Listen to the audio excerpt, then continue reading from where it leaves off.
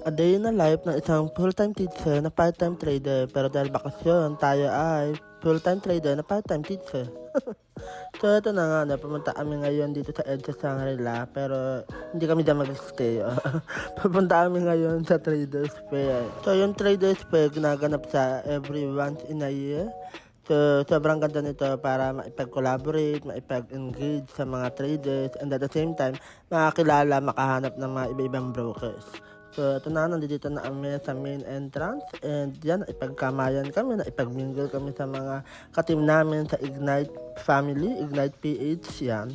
So, ito naman yung mga bigating, mga sponsored, mga brokers na talaga naman sumuporta para matuloy itong Traders Fair.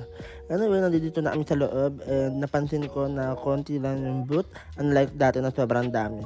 Tapos, nagulat na lang kami, bigla na lang tinawag si Coach Bry para sa isang interview ng aming broker sa ECCM. Ayan, so ito ang maganap. At pagkatapos niyan, nag-lunch na kami kasi lunch time na yan. So, dito na muna kami nagkwentuhan, dito na muna kami nagtagal. So, dito namin minute yung mga bagong traders at saka yung mga first time umattend ng Traders Fair. Ayan, dito sa Modern Shanghai. Tapos, after ng lunch, syempre, bumalik na kami dun sa Traders Fair. At ito na yung nasaksiyan namin, may mga pakain. Pero grabe, wala pang 1 minute, wala pang 2 minutes yata, ubus na agad yung pagkain na yan.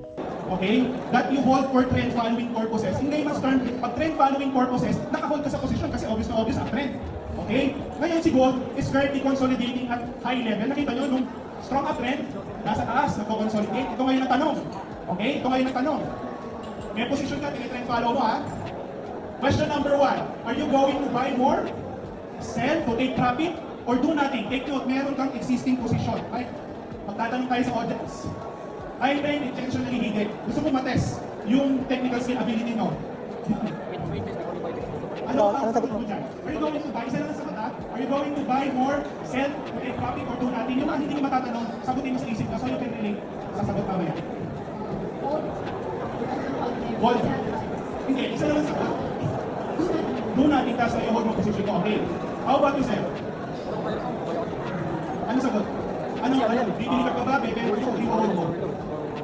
Isa lang. Ano desisyon? Kailangan guys, mabilis tayo mag-decide.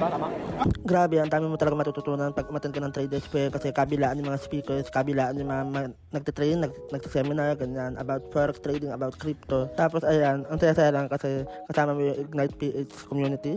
Yan, para-paras kami ng mga damit, kaya feeling namin talaga sobrang artista kami, pinagtitingin na kami doon. It means lang na sa community namin meron talagang unity, may pagkakaisa talaga. Yun At syempre, hindi mawawala ang aming interview. Hindi rin kami magpapatalo, meron din kami interview with ACCM, our broker. Honestly, nakaka-mental block din sa pag on the spot kang tinatanong.